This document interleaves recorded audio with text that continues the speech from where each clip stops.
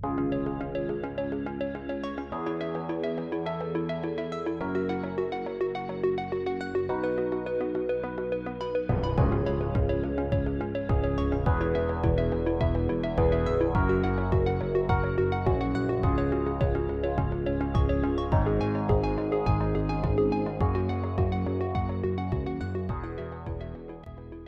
everyone, and welcome back to Film Foundations, the collaborative show between Weirding Way Media and someone's favorite productions. I am your co-host, Chris Stashew from Weirding Way Media and the Culture Cast. And I am Ryan Verrill from Someone's Favorite Productions and the Disc Connect. On this show, we ask and answer 4 questions about a given topic that is either an actor, director, microgenre, or in this episode's case, a franchise. Our job is to entice you to broaden your horizons on film, to encourage you to travel down film tangents and side roads that you may never have traveled down. And today on this episode, we will be your guides, sort of. We'll be following along with our guest today. Our guest all the way from, you've heard him on our Barney Miller show a couple times. He's been on the Projection Booth. He's been on the Culture Cast and Bollywood Cinema Club. But on this episode, our dear friend, Mr. Otto Bruno, author, historian, and all-around good guy, is joining us today. There you go. How you doing, guys? Good, Otto. So before we get into what we're talking about on this episode, the Thin Man series, tell us if someone was out on the internet looking for things you've done, what might they be finding? What do you spend your time doing? That's quite a first. Professionally, that is. Professionally. How's that? Better question. Well, before we officially, got on the air here, I was just saying how I try to do as little as possible and try to leave my house as seldom as possible. And I might be on the internet even less. I can be found at jazz90.1.org, which is a radio station here in Rochester where I have been hosting a radio show I'm in my 25th year doing that. I play a lot of classic jazz and old standards, Sinatra and Ella Fitzgerald and people like that.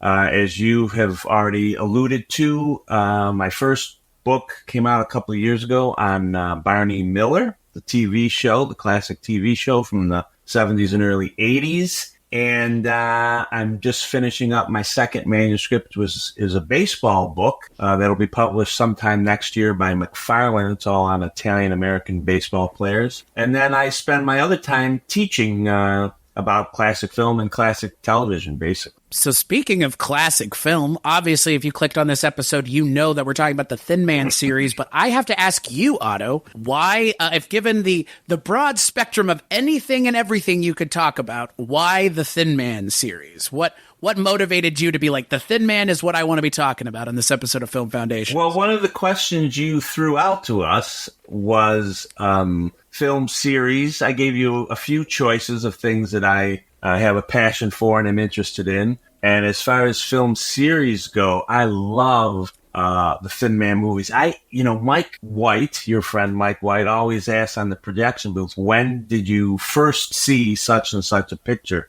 I don't even know when the first time was I saw the Thin Man. I think it was either during college or after college. And the first thing that kind of intrigued me back then was on the credits, it was based on a Dashiell Hammett novel. And I knew who Hammett was by that time because I definitely had seen The Maltese Falcon. I saw The Maltese Falcon for the first time when I was maybe 10, 11, 12, something like that.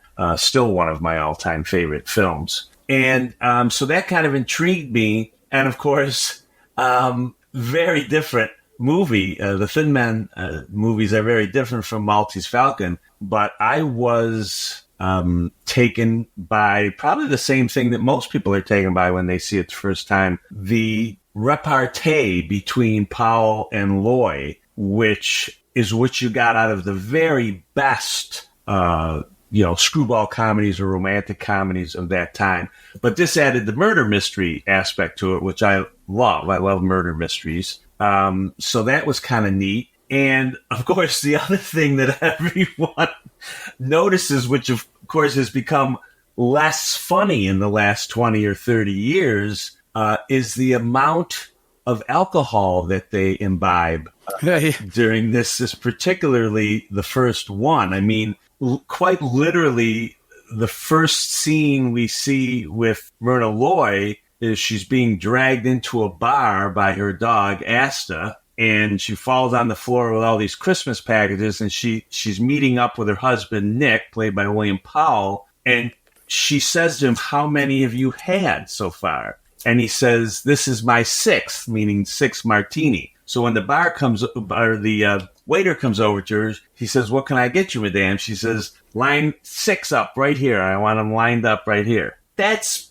pretty, that's an interesting way to be introduced to the female character in this film in 1934. That's another important date because this film is essentially comes out at it was like one of the last pictures, I believe, to squeak through before they started really enforcing the production code. So, there was a lot of loose morals that were portrayed. A guy has a mistress and another woman is living with a guy who we think is her husband, but then we find out isn't her husband. And so there's a lot of things that in just within a few months or a year would not have been allowed to be shown in that film. So pretty interesting. And again, the whole magic of this series is the chemistry between William Powell and Myrna Loy. And as many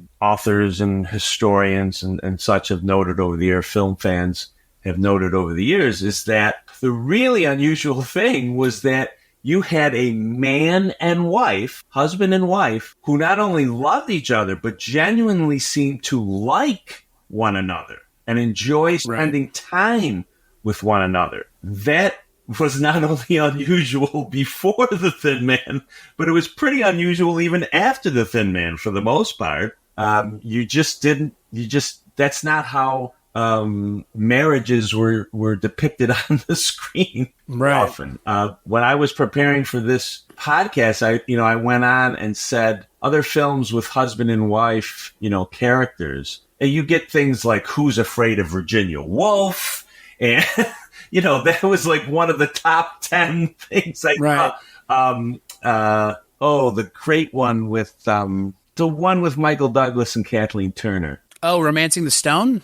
It's not Romancing the Stone. It's when they're getting divorced, the couple that's getting divorced. Oh, God. It is a dark comedy that was directed by Danny DeVito. I think it's the name of the couple, whatever their name is. But The War of the Roses? The War of the Roses, thank you. That comes up, and that it obviously you two have apparently never seen that movie. No. That is the definition of a dark comedy about these two people who were married and in love and at the beginning of the picture, but not by the end of the picture. Right. So yeah, it's just that was that I still think, because like I say, that the alcohol alone is something that I think would turn off younger people today, or or more woke audiences, or however you want to put it. Because it is crazy the amount of alcohol he drinks, and he quite, there's no hiding the fact that he loves it. Right. It's like treated in a very humorous and enjoyable way. Like there's no guilt whatsoever. There's no self-recrimination whatsoever. You never hear him say, "Oh, I should really stop," or whatever.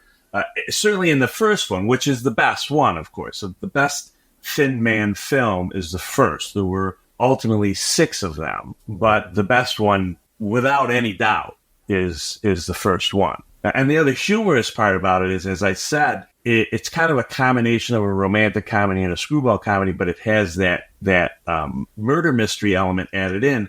But the funny thing is that, again, particularly in the first one, the murder mystery is really not that important as their relationship, right? In my opinion. Well, I think you've kind of already broached the issue, so let's just, kind of jump into it. So is there any history that you think is needed to to further inform anyone about the Thin Man series before we get into the questions? Is there anything else that anyone needs to know? Because you've done a pretty good job covering it so far. But well, in terms of background history, let's start with the fact that both William Powell and Myrna Loy were just on the cusp at this point of becoming major movie stars. And I think this movie is what really catapulted them to real movie stardom. Powell had started in silent films as a villain. He always played, or usually played, the villain in silent movies. And then when they moved to sound, he was in another detective franchise before this, right before this, in fact. He was Philo Vance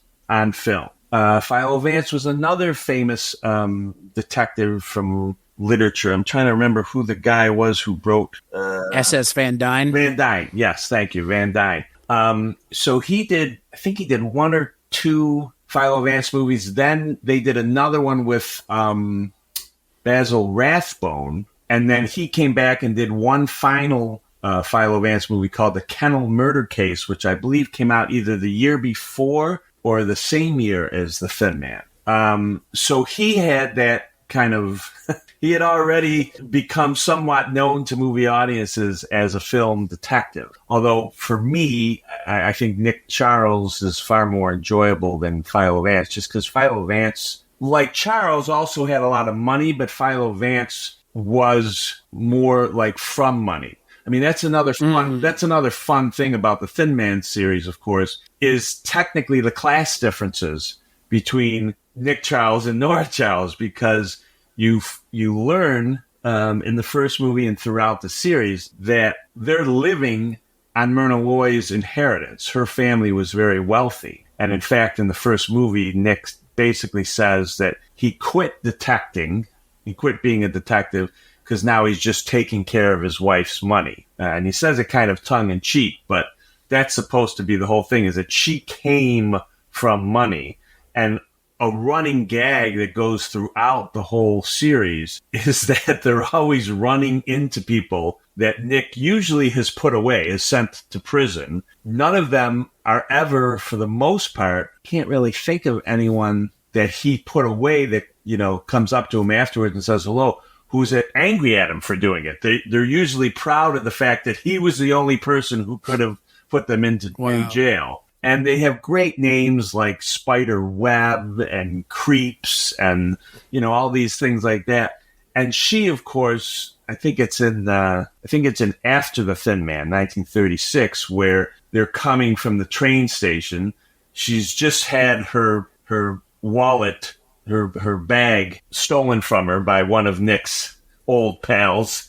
And Nick gets it back from this guy who lifts it off of her, and now they're in the car and they're driving down the street and supposed to be in San Francisco, and all these, great street characters, like a Damon Runyon story type characters, are saying hello to Nick as they're slowly going down the street. And then you see this couple that looks like the guy from the Monopoly game, at the top hat, and this old dowager lady, and they drive by and she says, "Oh, hello, Nora." And Nick turns to Nora and said, "Oh, who's that?" And Nora says, "Oh, you wouldn't know them, dear. They're respectable." So that was a big part of the series, was that he definitely did not come from money. They kind of ruin it with The Thin Man Comes Home, the fifth film, which may be the most problematic of all of the entire series, because in that film they all of a sudden try to make you believe that he grew up in a small town and his father was the small town doctor, which is really not the way any of us imagined it if you watch the first four films. So sure. But they were obviously getting desperate for storylines by that time, and it just did not work. But so for history, he started out as a film detective before Thin Man with Philo Vance. Even before that, he was a film villain in silent pictures. She did some silent pictures. And then in those first few years, she was always played a very exotic foreign character, often a temptress, often a femme fatale. I mean, quite often, again, something that we don't like to think about or would not approve of nowadays, but she played Asian characters on more than one occasion and, things like that. Excuse me. And then they met on film together in a film called Manhattan Melodrama, which came out the same year as this, I believe, but before The Thin Man. And that co-starred Clark Gable. And it was the old story, which was already an old story in 1934, about the two kids who had grown up together. One went and worked for the law. One went and became a gangster, or, that. Right. Thing. And but that movie, Manhattan Melodrama, which is a good film, became most famous. Do you guys know why? Have either of you ever seen this film? Mm-mm. I think I may have, but I'm probably confusing it with something else. Well, it became most famous because it was a film that lured John Dillinger out of hiding in Chicago to go see this film, and someone in the theater recognized him, called the police, and he was basically shot down outside of the theater when he was leaving the theater, and it was to see Manhattan Melodrama. So the film became really famous for that reason alone. That's wild. Yeah. And so in terms of history, that's all you need to know about the history of those two before this. And then after that, I think they ended up doing a total of 11 or 12 films together. That's wild. So 6 were the Thin Man movies, but they did other, they did the Manhattan Melodrama first. They did another one that was kind of a melodrama too, called Evelyn Prentice, which wasn't that great. But then they did more comedies. They did Love Crazy, I Love You Again. What was the other ones? Ooh, can't think. I know there was at least another one that I. And then it was 14, by the way. Oh, 14 times. Okay. Because I know, because they say 14, but I think when they say 14, at least one of those 14 was just a cameo. I think Myrna Loy made a cameo in the Mermaid picture, or was it The Senator Was Indiscreet or something like that? She made a cameo in one of Powell's films near the end of Powell's career, because Powell retired.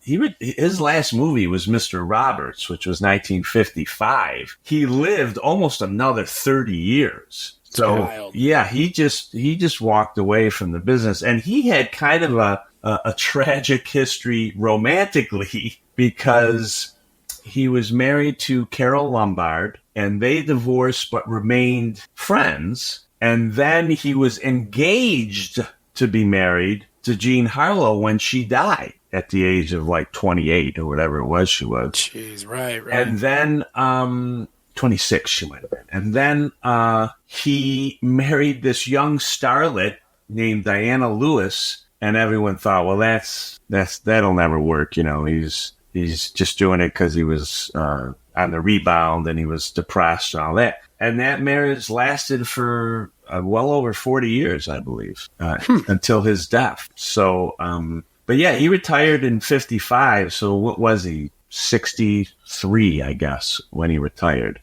So he did not go on. But of course, in those days, leading men, he was a leading man. But by 55, I mean, in Mr. Roberts, obviously, he's doing a character part as the doctor. But still, the stars didn't think about acting and weren't really given lead roles into their 80s like they might be today. Right. Yeah. So. Well, especially female actors. Definitely, male actors is one thing, but female actors don't even try. Right? Female actors, if you had the audacity to turn 40, forget about it. You were done. Right.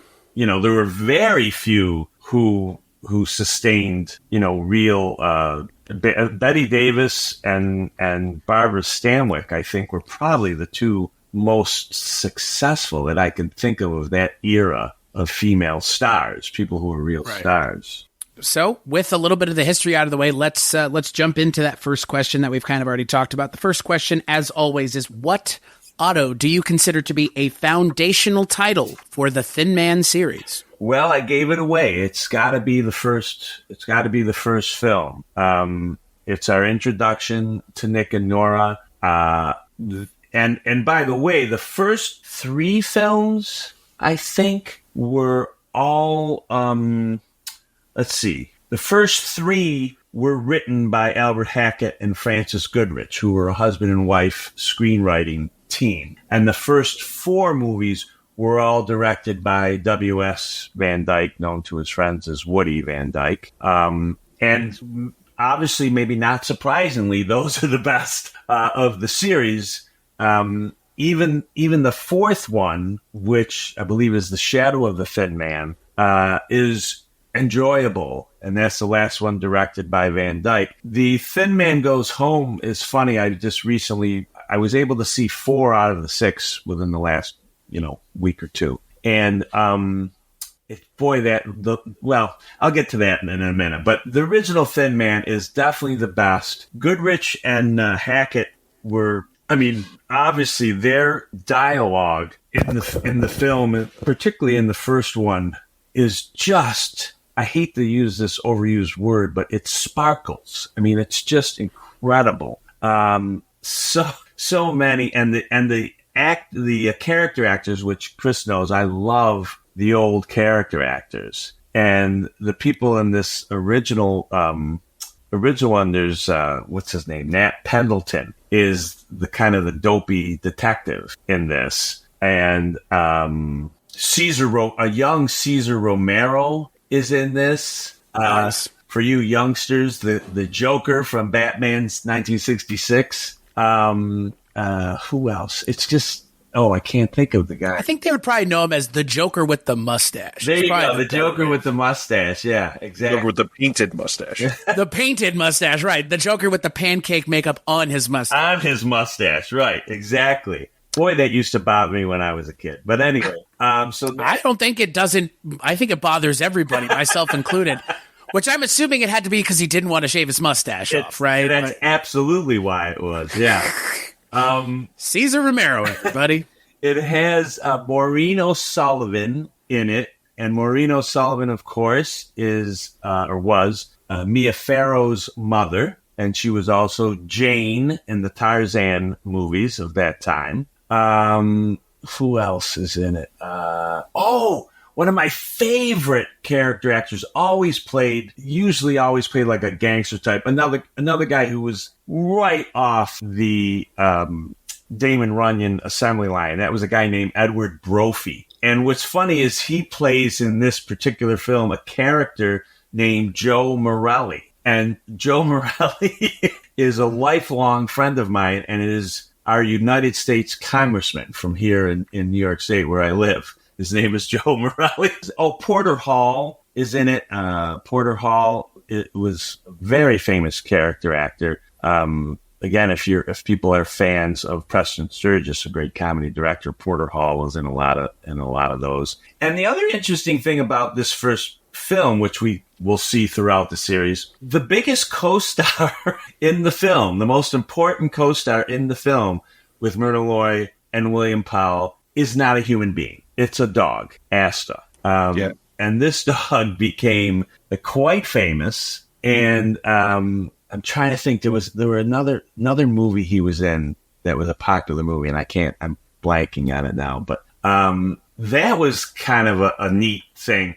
I don't think Asta is in the original Hammett story. I don't believe. Now, I've only read the original Thin Man one time, but I don't remember him being in it. And by the way, and I'll really piss off some people now, but this is one of those rare instances where I do think the movie was better than the story. I've read the story within the last year or two, and it's good, but believe it or not, it might even be more confusing than the movie, or maybe it's just not as enjoyable because you don't have the Powell Loy chemistry right in front of you as you do in the film.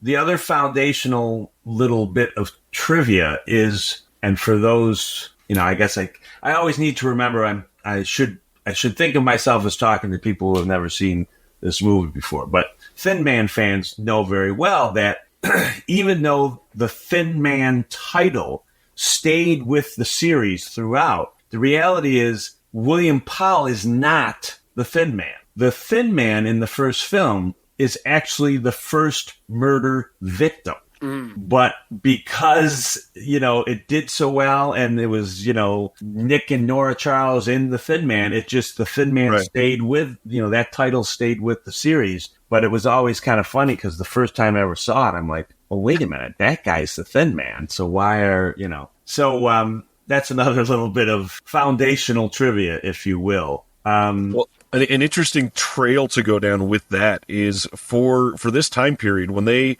had a success, a lot of those got mined a lot, and it got mined quickly instead of getting dragged out and waiting. This whole franchise is over 14 years, which nowadays that's like nothing, but for back then that feels like a very long time. Do you think they might have had a little higher quality if they churned these out a little quicker back then? That's a good point in terms of quality being better, because, of course, Woody Van Dyke died, I think, in 45 or 40. So I think he died before at least the last one, maybe the last two. So maybe that's why he didn't direct either of the last two. But, yeah, that's a good point. And I know that Goodrich and Hackett just didn't feel like they had anything left to give for it. So, but of course, as we all know, if you've got a successful franchise, the studio is not going to close up shop on it.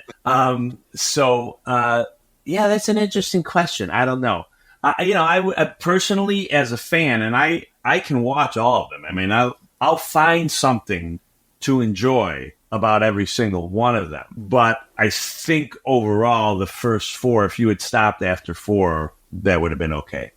I don't think you would have really missed anything. Like I say, the fifth one, which was The Thin Man Goes Home, kind of exploded some of the continuity of the storyline for us. And the sixth one, Song of the Thin Man, they were just I think they were both kind of tired of it at that point, both Myrna Loy and William Powell. I mean, my other problem, and I don't think this was Powell's issue. I have a feeling this was the studio's issue. But one of my problems with the later Thin Man films is Powell's dyed hair.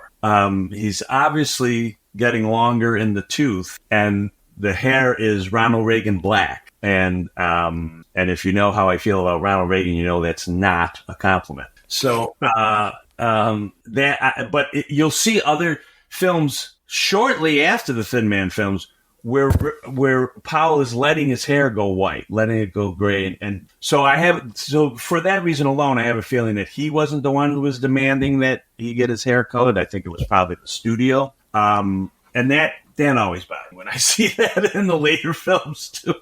But I always remember watching the very first time I watched The Thin Man Goes Home, which is number 5. Edward Brophy, the guy who's also in the first one, who played Joe Morelli in the first one, he's a totally different character in the fifth movie.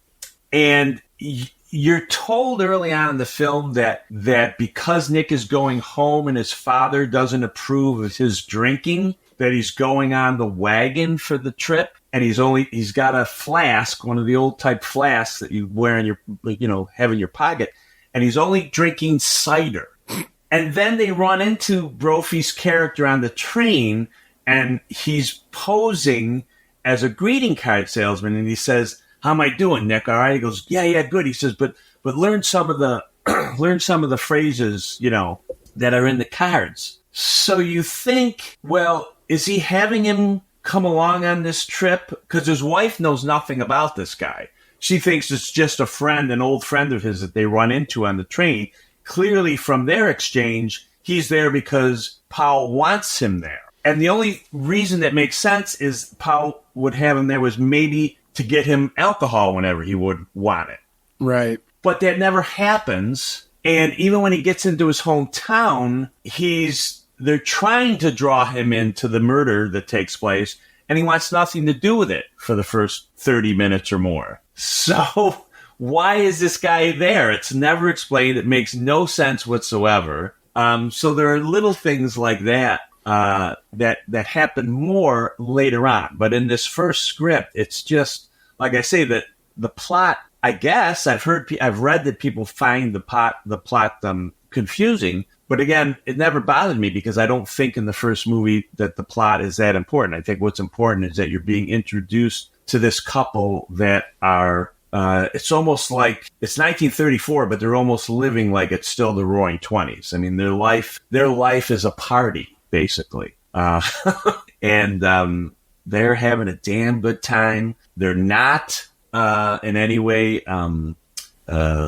apologetic about their wealth, but at the same time, they're not haughty about their wealth either. And she, by the way, another difference in a husband-wife relationship in a movie, she's encouraging him to go and investigate this murder. Instead of saying, oh, no, it's too dangerous, dear, don't go out there and do that. She's not only encouraging him to go do it, she wants to go with him and investigate. Back in those days, that's what we'd call a real broad, man. All the parting makes it sound like they were part of the nonchalant depression. Yeah, I mean, there's no hint of the depression in this film. I think it's fairly safe to say. I mean, the people who need money in the film don't need money the way real people needed it. Right. They were spoiled people like the Thin Man's ex-wife who had thrown away, spent all her money and wanted more out of him. But that's not the same thing as the guy trying to sell apples on the street corner to feed his family. So very different setup by all means. And then, like I say, we touched on it at the beginning. I think we would, unquestionably recognize Nick Charles today as an alcoholic, albeit a highly functioning one. Right. But clearly. Yeah. But, I mean, I get a headache sometimes just watching him down those things because I'm thinking, oh my God, I don't know how he could do it. What I like about him though is that he is able in these movies to play tipsy without playing down and out drunk. You know what I mean? So he doesn't pretend like it doesn't affect him at all, but at the same time, he's not playing it for that comic level of out and out falling down the stairs drunk type thing. So he's not trying to be a lush is what you're saying. Yeah. Well, he's definitely a lush, but he's trying not to be a silent film comedian who's doing all kinds of slapstick falls and things Over like the top. that. Yeah. Drunk pantomiming. Right. Exactly. Yeah. Exactly. That first movie, you're just celebrating Christmas. Come on. And exactly, I wrote that in the notes. I'm like, they give them a little reason for it because it's a holiday. So and of course the second film, it's New Year's. So you do have parties atmosphere in both of those first two films. But no such now in the third film, you have the excuse of Nora's family, which you also have, by the way, in the second film. So both the second and third film, he has a reason to drink because he's stuck with Nora's, spending time and trying to help out Nora's family, who of course all disapprove of him because they are all very haughty and rich. They all feel like she married beneath herself. So you have that excuse, I guess, for his drinking there. And by the fourth film, he is still drinking, but now they have an impressionable little son. And situationally, Nora will make him cut back a little, but she does not put him on the wagon just because the boy's there. In fact, in The Shadow of the Thin Man, which is the fourth film, there's a sequence in it where at the very beginning, he's out in the park across the street. They're in like this penthouse apartment or something. He's out in the park across the street with the boy and Asta. And Myrna Loy and their maid are like, well, gee, they're past due their time. They should be getting back. So Nora goes over to the liquor tray there and starts mixing a martini and shaking it. And the maid said, and as soon as she starts doing that, Nick says, Nicky, to his son, he says, I think we're needed somewhere else. And they get up from the bench and he starts going back home. And the maid sees this and she turns to Myrna Loy and she says, does he hear that? Does he know? It's like the bat signal. Right. And Myrna Loy says, that's Mr. Charles, and this is a martini.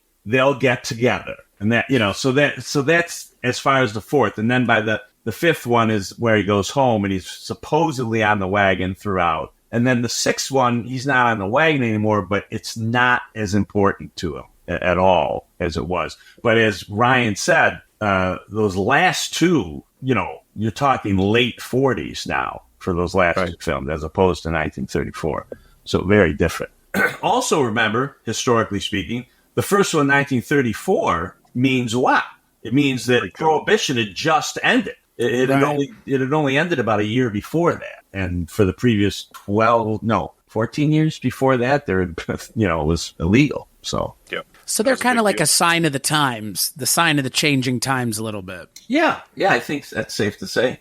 And what's interesting is, I was sitting here thinking to myself, like, okay, when we talk about detectives or pairs of detectives, in terms of the kinds of things that they imbibe, it's always, for the most part, alcohol. I mean, the new Sherlock Holmes, and I mean, some of the Sherlock Holmes kind of hints that he was maybe on opium or something like that, but you don't really see someone like, oh, he's like a pothead detective. That's not a thing. Like, that's not a thing the way that this is. Like you said, I mean, even if you just go and do a cursory search on Wikipedia, in the description of this movie, it goes, they drink copious amounts of alcohol. Like, that's, like you said, it's part and parcel. And what's interesting is alcohol tends to be the vice of choice for the hard-boiled detectives, as it were. Right. They're not, lighting up a joint and hanging out and, smoking a doob and thinking about it. They're drunk, or they're drinking a lot of alcohol. And it's very interesting because, to your point, Otto, functioning alcoholic, like, that's like those two things together. Like, that's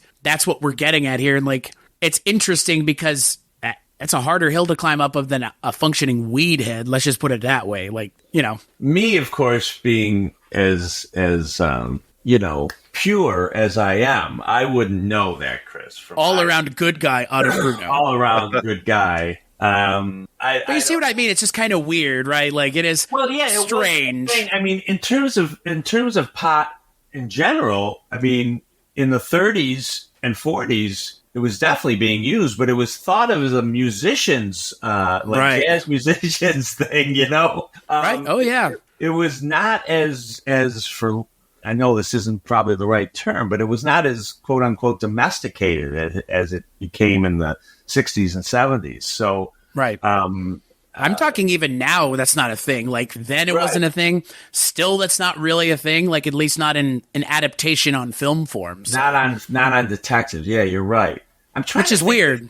I feel like, but I haven't seen it in a while, so I can't say this for sure. But I feel like Elliot Gould's take on Philip Marlowe in The Long Goodbye, I feel like he might have smoked a joint or two in that. But I can't really remember. But you make a great point. I mean, you're right. It's always the alcohol. And of course, what's interesting too is like William Powell doesn't smoke nearly as much as like Bogart does in his films. And when he's playing a detective, of course, when Bogart's playing anything, he's constantly smoking.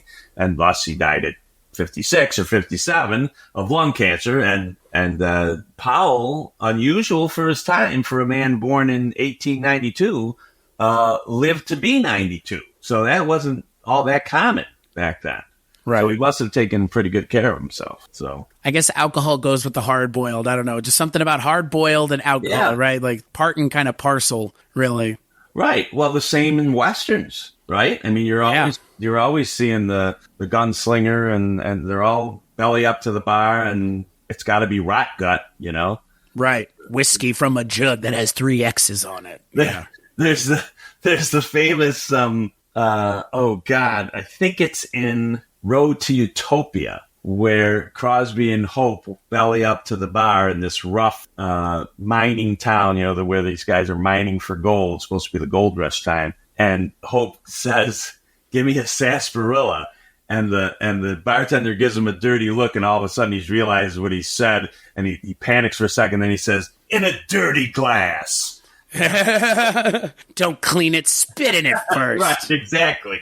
Which they used to do, right, in those films as well. I think they do. Don't they do that in Blazing Saddles? Oh yeah. The whole point where the guy spits in the glass. So All right, what else, Chris? What's next? Yeah, so moving on from the first question, question number 2, could you recommend a title in the Thin Man series that, like you've already alluded to, obviously I think to your point, first one is the right starting place. Beyond that, it seems to be rather nebulous. So, Otto, if someone was looking for something else to watch in the Thin Man series, what would be another deeper cut, but still I think is interesting a choice as the original? Well, everybody always seems to like After the Thin Man, which was the next one in 1936, the best.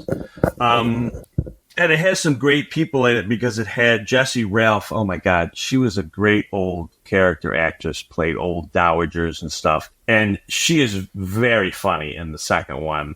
Again, she doesn't like Nick Charles, but she needs him, so she'll use him. But to show her disregard for him, she'll call him Nicolas. And she'll make a point of saying Nicolas. No matter how many times Nora says Nick to him, she'll always say Nicolas. And it's got it's got George Zucco, who became kind of well known to monster movie fans because he was always in some of the worst monster movies and always played this creepy kind of character. Joseph Kalea was a great character actor. And Penny Singleton is in this one. Penny Singleton became most famous for being Blondie in the Blondie and Dagwood film series. There was a series of films, Blondie and Dagwood films as well. A lot of them, actually. So she's in this. And of course, most famous person who co-starred in After the Thin Man, which was the second film, is a young James Stewart before he was really Jimmy Stewart, before he was a star at this point. And a lot of people enjoy seeing Stewart in this. My problem with After the Thin Man, it is a great film, so it's not. But there's a woman who plays Nora's cousin, Selma. Her name is Elisa Landy. And you feel bad for her. And the aunt, Jessie Ralph, who I guess plays her aunt or her mother, I can never quite figure that out, is terrible to her. But ultimately you want to slap Selma because she's so over the top with her histrionics. You want to just slap her and say, suck it up, man. Get some backbone. Be more like your cousin Nora. But this woman is she's kind of too weak for me. The one I would suggest to people, because it's still Goodrich and Hackett. It's still Van Dyke. And that might be the third one, which is Another Thin Man. And that is a favorite of mine because of two other character actors that are in it. One is, really three. One is Sheldon Leonard, who, of course, became huge as a Hollywood television producer.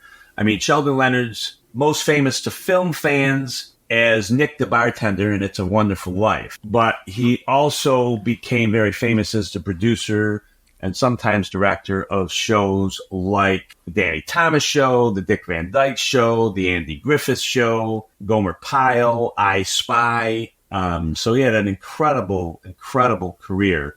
And again, you almost feel when you see him on screen that Damon Runyon created him in a factory somewhere because he's the perfect Runyon-esque character. And then there are two other guys in Another Thin Man. One is called Abner Biberman.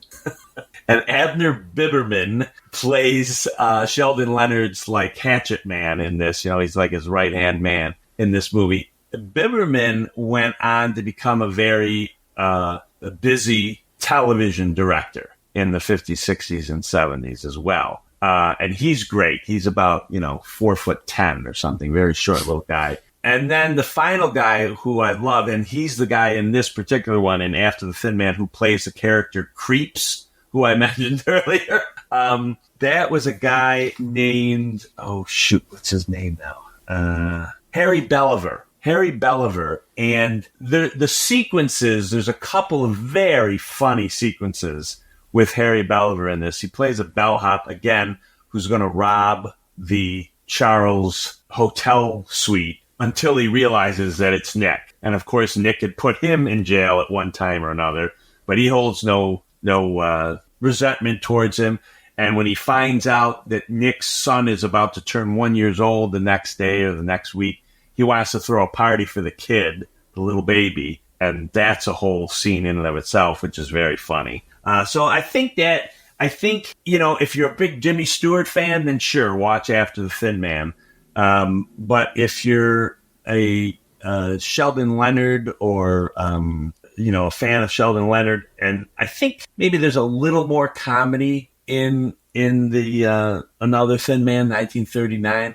But quite honestly, you can't go wrong with After the Thin Man or Another Thin Man, which are the second and third ones in them. I think those first three are really strong, and even if they're really strong in descending order, they're still better than most of the things that came after them. I know this is a bit of a tangent. You mentioned Penny Singleton doing the Blondie series. I went and looked for you a second. I didn't realize there are 28 of those movies. A lot, yeah. 28. Arthur Lake was the guy who played Dagwood, and Penny Singleton played Blondie. I knew that it was. I thought it might be about 20. Even I didn't realize it was 28, but I knew there were a lot of them. Many. So yeah. many. But they were, that was the days of the double features. So they were only about an hour long, all those films. They were B movies, to be sure. But believe me, they have their fans out there. That series. Yeah, definitely. That's a big one. Yeah. You sound great. I got to admit, I know that I've not seen any of these yet, but one of the things, as I've talked about here before, physical media is my big thing. So I look at the home video releases and stuff like that. And Warner Archive, which is a home video department through Warner Brothers that spends a lot of time doing restorations through 2019 all the way up through 2022. They had put all 6 of the Thin Man movies out, and they've all been on my wish list waiting for a decent sale since then. They're probably going to have to come off soon. I'm eager to see all of these. Yeah, I have them all. And and now that's one. See, I don't have regular cable TV anymore, so I don't get TCM anymore. I watch Criterion. I do subscribe to Criterion. But I have I have well over 1,000 DVDs. So I'm sure I don't, even come close to your level of it. But I back in the day, I bought every new DVD release of the classic films when they came out. So I have, tons of all the people who I love, like Tracy and Bogart and Myrna Loy and people like that. So. Yeah, mostly just wanted a little bit of a shout out. If you're listening to this and you're a fan of The Thin Man or just classic Hollywood, Warner Archive is one of the best for restoring things. It might have been earlier in 2024 that they gave us like the first or second Oscar winner. I think now we finally have all Oscar winners on high def Blu-ray finally. Oh wow! For Best Picture. So Wings. Wings. It was maybe. I think Wings was already out. It might have been the second one. Oh, okay. But it's one of those that's, and honestly, I may be wrong. We may still be waiting on like one more, but they're a company that every single month it seems like they're announcing one from 1928 to 1945, at least one or two, and they have a pretty incredible library, and they put a lot of love into these restorations. So they deserve a little bit of money, and they're pretty cheap. Like when they come out, they're about $18, but a couple months later, you can easily find them for like $13 all the time on Amazon.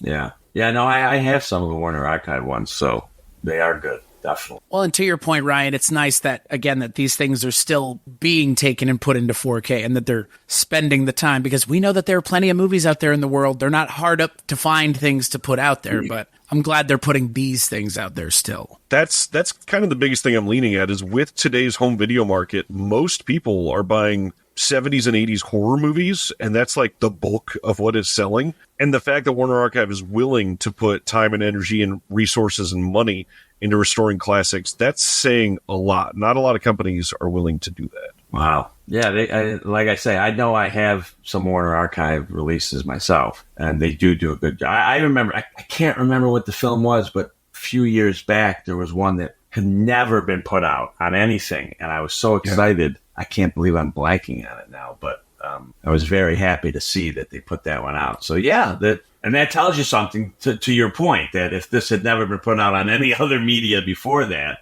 any other home media before that, that's a big step. So, well, Otto, let's go to question number 3 then. What is the biggest impact that the Thin Man franchise has had on pop culture? And again, it doesn't have to be like a specific film. Could be something philosophical, like inspiring a genre or future filmmakers or something. well, I mean, the most obvious thing that came to my mind was the whole idea of the husband and wife team in a film story. Like I said, Thin Man is celebrated, I think, to this day because of their relationship and how they really liked one another and worked together with one another. And then, I read in one of the articles or something, and it's so true. In the very first Thin Man movie, there's the scene where Nora walks in and Maureen O'Sullivan is like crying on Nick's shoulder because she was upset. And Nora walks in and finds this beautiful young woman crying on his shoulder. Okay, well, every other movie we would have seen before that, and far, far too many we've seen after that, immediately that's a problem with the relationship now. In some movies, that might be the whole thing that initiates the breakup, and we have to wait till the end for them to get back together. In this, Nora just kind of wrinkles up her face and makes a face at him and is not in the least bit bothered, not in the least bit intimidated or scared that, I'm losing my husband or whatever. So the only thing I can think of, I mean, not the only thing, but the most important thing I can think of is the husband and wife team, because we continue to see things like that today. I mean, I know years back now, but they remade the Hitchcock film, Mr. and Mrs. Smith, with modern actors. The Incredibles is husband and wife team, isn't it? The animated. It goes even further. It's a family. Yeah. And of course, in the direct aftermath of the Thin Man, there was a series of 3 films that came out the first one was called Fast Company, 1938. The second one was Fast and Loose, 1939. And the third one was Fast and Furious, also 1939. What's interesting about those 3 films, the characters are, a husband and wife who own they're like antique book dealers. So like antiquarian book dealers, basically. And they solve murders. But what's interesting in those 3 films, every single film had different actors and actresses playing the couple. So it was the same characters, but different. So in the first one, it's Melvin Douglas and Florence Rice in Fast Company. Then came Robert Montgomery and Rosalind Russell in Fast and Loose. And finally, Francois Tone and Ann Sothern in Fast and Furious. So for whatever reason, maybe they just didn't feel the chemistry was right with any of them. But in those 3 movies, it was the same character, same type of thing, husband and wife who loved each other and they solved these murders or whatever, but only 3 films and that was it. For me, a child of the 70s and of television, the 2 direct influences, I think, are McMillan and Wife and Heart to Heart, 2 TV shows with husbands and wives who love each other very much and are solving crimes, almost always murder. And by the way, the most direct ripoff was Heart to Heart because they were wealthy, they traveled around, it was just these like people who were so wealthy they were bored, they didn't know what else to do, so they solved crimes, But that in terms of that and even Woody Allen ends up using the husband-wife formula in the Manhattan murder mystery. So it's a little different because they're not both as excited about doing it, but it's still, something that in some way or another does harken back to Nick and Nora. So they may even mention it, actually, I think, in that movie. So you winked at me, Chris. Are you a big Woody Allen fan? I like Woody Allen. I think it's funny is in a lot of ways we could go even further to say like the idea of like a lot of TV shows that have men and women as like the co-leads. I mean, it kind of comes from this idea. I mean, something I am a huge fan of detective stuff is, supernatural detectives, but the X-Files. I mean, again, or any of the Law and Order TV shows or any of these things, again, like going to the idea of a man and a woman working together. Sometimes they're married, sometimes they're not, sometimes they're friends, sometimes they're not. But it seems like a lot of that kind of starts here in terms of it being taken seriously and not just, like you've kind of alluded to, not a gag so much as, but again, like not focusing on the things that make the story important, which is the relationship between the two people and what they're trying to solve. Right. Exactly. Yeah. Not sure if you know about this one. You conjured the Alfred Hitchcock version. They just had a Mr. and Mrs. Smith TV show, and they just ordered for a second season. So must have done pretty well. But just like you brought up, they're changing the leads. It's not going to be the same leads for the second season. So oh wow, okay. History repeats. Yeah. Well, there was another movie, believe it or not, and I've never seen this movie. I want to see it, but it had Gracie Allen as a woman, but there was called Mr. and Mrs. North, which was a film. And then that became a detective show in the 50s. And I can see the guy's face. Richard Denning, I believe, played the male lead, and I don't remember who played the female lead in that. But even Powell did this in some other films. Like directly after this, there was one called Star of Midnight with Ginger Rogers, but she was not his wife. She was his fiancée. And then the year after that, he did one called The Ex Mrs. Bradford. And again, they're solving a murder, but it's Jean Arthur as his ex-wife, not his wife. So... Well, and it's interesting that, again, like this is where this idea comes from. And now it's kind of don't even think anything of it in this day and age, like Moonlighting, X-Files, lots of I mean, I would say like movies are one thing, but TV is another. And like you see this a lot in TV shows where it's two leads paired up solving crimes or doing something. And it's kind of where it all starts, clearly. Definitely. Or where they draw a lot of inspiration from, at least. I mean, you can even make a case for Monk. Because Monk always had his female, his nurse she was really more or less his partner. So right, that's fair. Yeah. So it held up. It was an idea that held up, right, and is still holding up. Well, on that note, we just named a bunch of titles, but our question 4 is always, what is a cinematic bridge to the Thin Man series here? So basically, what is something that somebody who's never seen any Thin Man movies, that if they're a fan of insert answer here, they may likely fall in love with the Thin Man franchise? Yeah, well, like I say, the ones that are most similar are those Fast movies, Fast and Furious, Fast and Loose, Fast Company.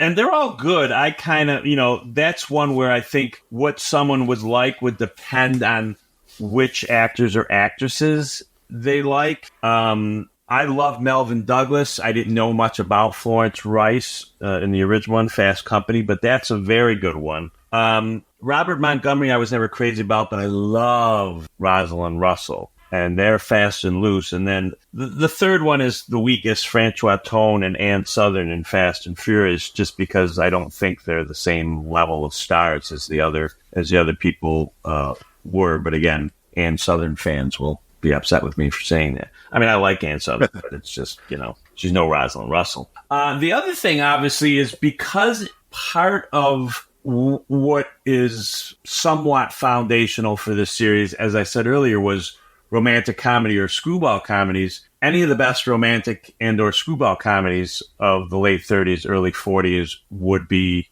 a good bridge as well. I mean, Powell himself in a movie called My Man Godfrey with his ex-wife, Carol Lombard, is a tremendous film. And the one that I really think of, and again, it's different on one hand because they are acting adversarial throughout the movie, but they're obviously in love anyway, and they're two of a kind. And that is His Girl Friday with Cary Grant and Rosalind Russell, because you have these two very strong characters, male and female. And in some ways, the Rosalind Russell character is even stronger than Nora because she's a talent in her field. Right.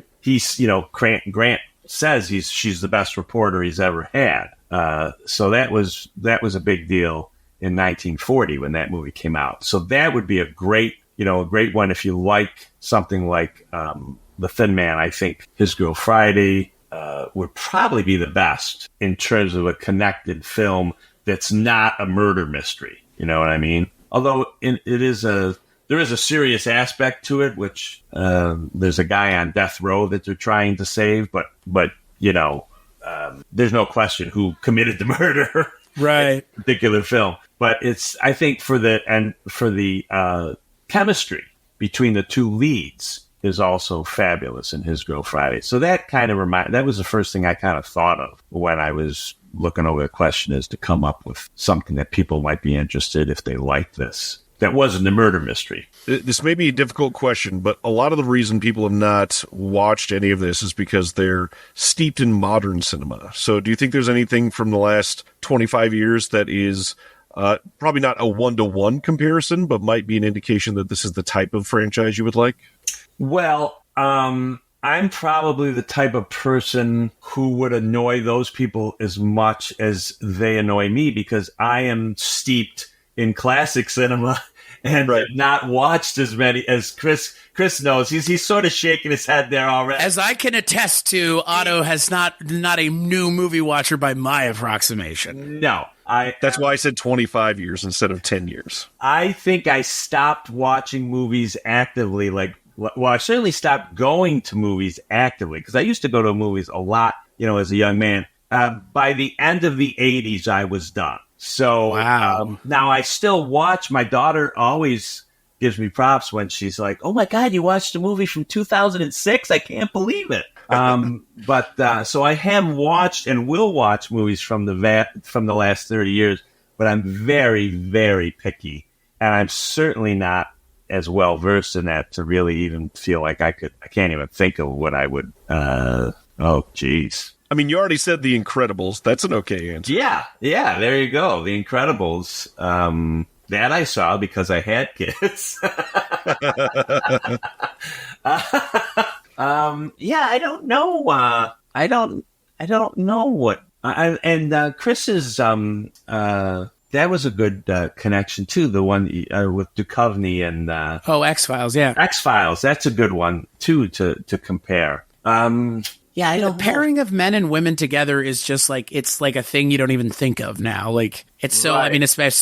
Especially on television, movies are one thing, but television seems to be a very obvious and easy place to mine those relationships and also drag it out as long as you want, because sometimes they're not together either. Right. Well, of course, back in the 30s and 40s and those times, you had male buddy films, but you didn't really have too many female buddy films. Certainly not featured. You had shorts. There was a whole series of shorts. I think it was with Thelma Todd and oh God, I can see the woman's face. She was a great comedian, and I can't think of her name now. I feel terrible. But now you see a lot of female buddy films, which I think is great, because there were for four or five decades, you saw a lot of male buddies. I mean, really, what were Westerns for the most part, other than male buddy film? Right. And I say that as a lover of Westerns. I love Westerns, but I think it's kind of nice now to see some more, more female buddy films now than you ever used to. I mean, I personally. Now here's a modern duo that I love, but they're two women, and that is Tina Fey and Amy Poehler. I love them. No, Chris, you don't buy that was a long story. I'll tell you after we're done recording. Don't ruin them for me. I didn't say anything. Oh, I love them both. So I don't. No, I don't feel right about trying to even come up with one from the last 30 years, because I'm not well enough acquainted with movies from the last. That makes perfect sense. The last 30 years. The 30s, 40s are really like the middle of the plate for me. 50s, 60s, 70s, absolutely. I can still hit something in the 80s, but not after the 80s. I'm no good to you. Otto.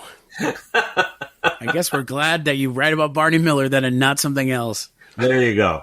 Well, now television is a little different, because I've watched television all along. So that's fair. Yeah. I think it's interesting, though, we don't have right now a big male-female duo that is known for being in things together. We don't have that. I mean, even just to take a step back from, romantic slapstick comedies, but also have a mystery in them. We don't really have I can't point to an actor and actress duo right now that are in things all the time together. That's not a thing in and of itself. Yeah, that's true. Think about directors working with people like Scorsese works with De Niro and Leonardo DiCaprio a lot.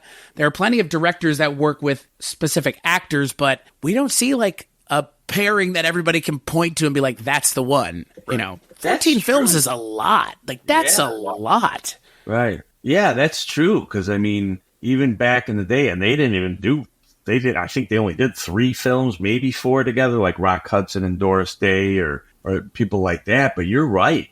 Geez, I can't think of any. There's no iconic male-female duo in Hollywood anymore. No. Last probably would have been Tom Hanks and Meg Ryan. What is that, 3 movies, 4 movies? Yeah, there you go. Same thing. Right. Yeah, it just doesn't. Well, you know, the other thing, too, that's different. I mean, it was possible in those old studio days if they were both working for the same studio, you know, so they'd put the stars together. They're trapped, as it were. Yeah. And then even some of the early people who were more or less independent, like a Cary Grant and Katharine Hepburn, if they liked working with each other, they would say, well, let's try to do something together. And they had the strength to make it happen. But now, probably the problem is that every successful actor or actress has their own production company now. I mean, when I do watch a new movie, one of the things that drives me crazy, and I get it, and I don't begrudge anybody this, but I certainly can't be the only one who notices at the beginning of a film, the credits, there's like 7 or 8 different production companies that are, you know, working together, you know, so you see this one's logo, then the next one with this one, with them.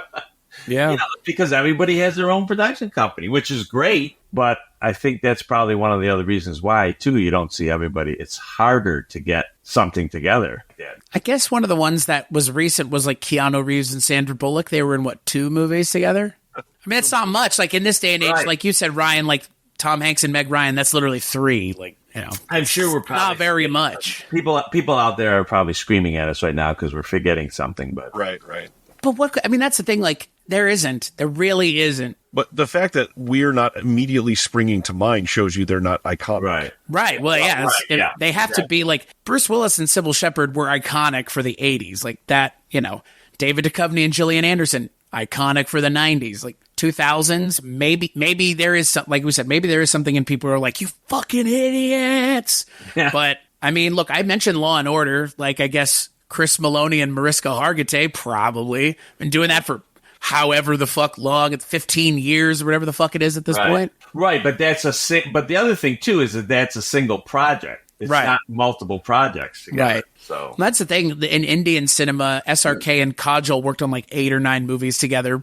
And like, so what's interesting is that's still kind of a thing elsewhere, not so much here. Yeah. I guess. Even within something like the MCU, we have people being recast opposite one another. And those are supposed to be like the impressive duos of people. And even then it's like, nah, who cares? We're not going to bring them back for the next movie. It's like times have changed. That's not, you know, sometimes those relationships are not ones that anybody really cares about. And in a lot of ways, I mean, the will they, won't they of it all is not necessarily anything I think anyone should really care about. But I like the idea of they're already married. They're doing the thing together. Their marriage isn't they're not boring because they're married is really what this all boils down to. And that's kind of the thing, right? Like when you get married, it's supposed to be boring. Like you're supposed to settle down and have kids. And it's like Nick and Nora not doing that. Well, the only thing I love and spend more time with than film is television. And if there's anything I hate, it's the will they, won't they thing, which since Moonlighting has gotten so out of control throughout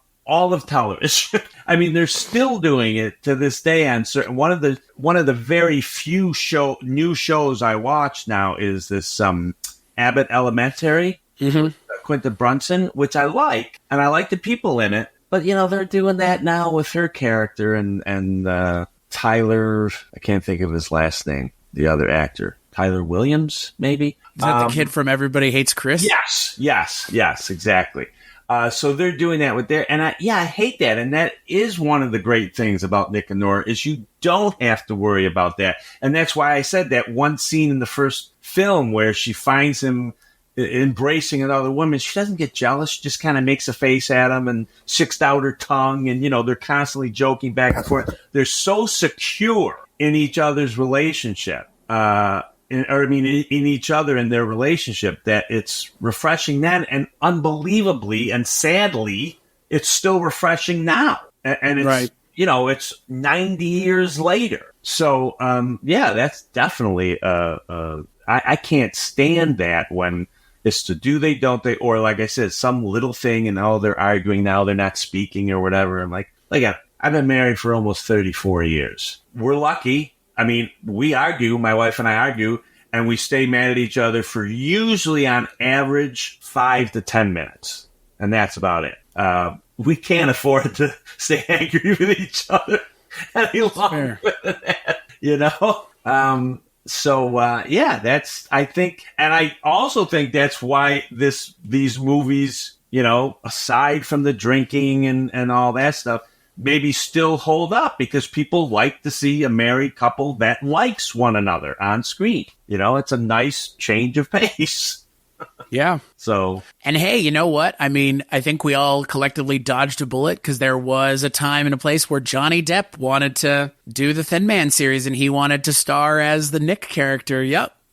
That was like just a couple years ago, I think. I mean, Johnny Depp was going to be Nick from this, and I think, was it John? I think he was also thinking about being one of John D. McDonald's characters as well. And it's just like, I'm good, please. No, thank you. Like, we don't, if you want to do Hunter S. Thompson, fine. But like, well, maybe everything else is a little less your speed, my friend. The problem with a franchise like The Thin Man, it's not a problem with me. Actually, it's a draw. But I don't want to throw mud at anybody, but a lot of you young people won't watch anything that's in glorious black and white. This is true. Very true. I happen to love black and white. I do prefer black and white. Doesn't mean I don't watch color. Obviously, I watch a lot of color stuff. But I love black and white. And if you're not watching a movie because it's in black and white, you are really cheating yourself out of a lot of fabulous films and stories out there.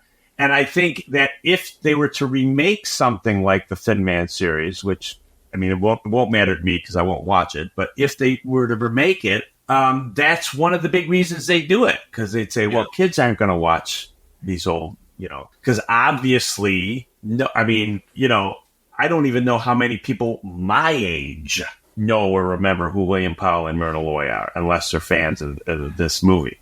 But certainly, the numbers, the younger you go in an audience, the less chance that they have any idea of who these people are. So now it would, I could see them remaking that. And I wouldn't be bothered by it because, like I say, I'm not going to watch it, but I understand why they're doing it. Right. But I also, the things that made that original series so charming, I don't know how they would change it and still make it as entertaining. And they would have to do that. They'd have to change it, obviously.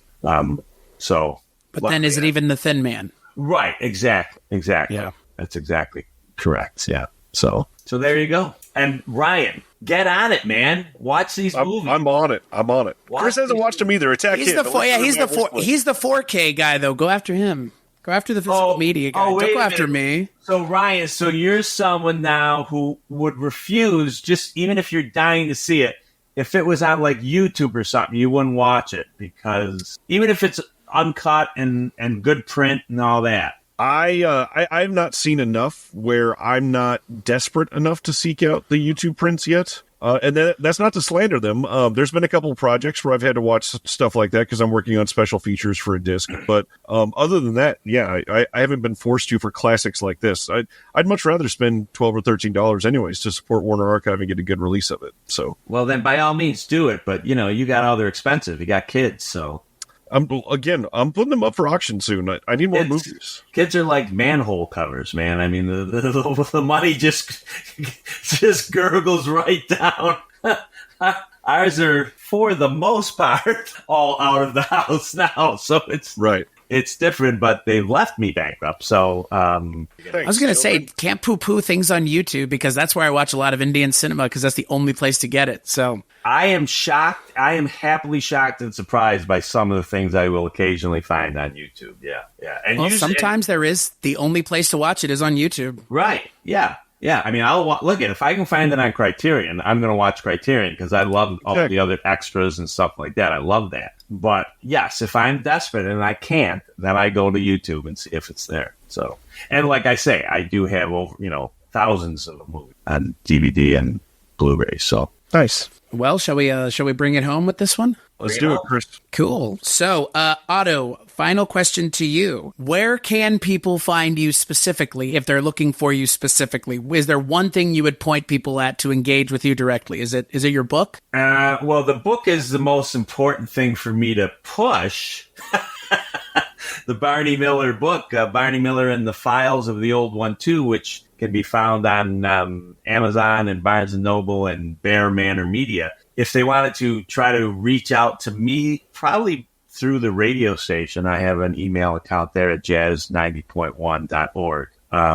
So they could find me there as well. What about you, Ryan? If you are interested in hearing me and a guest talk about all these physical media releases of these classic films, every single Thursday live on YouTube, Twitch, Facebook, Twitter, I have a show under the Disconnected where we go over all of the physical media announcements of the week. Most weeks there are at least 50, ranging all the way up to 100 plus physical media announcements. We cover every single one, discuss them all, and then we have a film discussion afterwards. We'd love to have you be in the chat.